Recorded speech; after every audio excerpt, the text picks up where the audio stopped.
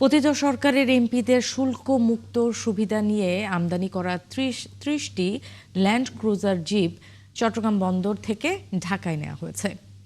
এগুলো এখন ব্যবহার হবে সরকারি পরিবহন পুলসে।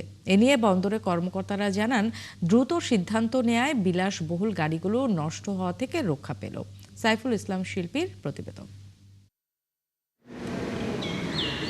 শুল্কমুক্ত সুবিধায় বিদেশ থেকে আমদানি করা ৩১টি গাড়ি প্রায় ১.৫ বছর পড়েছিল চট্টগ্রাম বন্দরের কারশেডে।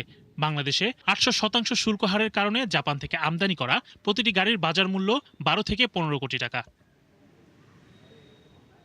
২০২৪ সালের জুন-জুলাই মাসে এমপি কোটায় বিনা শুল্কে মাত্র ১ থেকে ১.৫ কোটি টাকায় ৩১ গাড়ি জাপান থেকে আমদানির অনুমতি দিয়েছিল পতিত সরকার।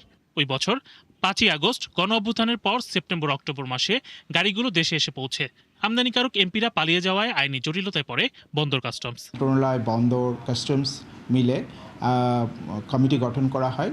সেই কমিটির সিদ্ধান্ত মোতাবেক এবং ইনভেন্টরি প্রক্রিয়া সম্পন্ন করে জনপ্রশাসন মন্ত্রণালয়ের পরিবহন পুলে ইতিমধ্যে এটা হস্তান্তর করা হয়েছে। চট্টগ্রাম বন্দর কর্তৃপক্ষের সচিব জানান, আইনি জটিলতায় চট্টগ্রাম বন্দরে গত ১০ বছর ধরে পড়ে আছে এরকম আমদানি করা কয়েকশো গাড়ি।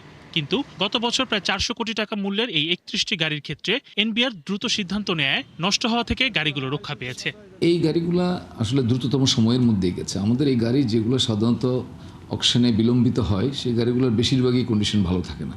তবে এক্ষেত্রে দেখা যাচ্ছে যে গাড়িগুলোর কন্ডিশনও ভালো ছিল, এগুলো ভালো অবস্থায় ডেলিভারি গেছে। এ নিয়ে সম্প্রতি চট্টগ্রামে এক অনুষ্ঠানে এনবিআর কর্মকর্তা জানান, নিলাম ডেকেও আশানুরূপ দাম না পেয়ে সরকারি কাজে ব্যবহারের সিদ্ধান্ত নেওয়া হয়। আমরা জলের দরে এগুলো বিক্রি করতে চাই না।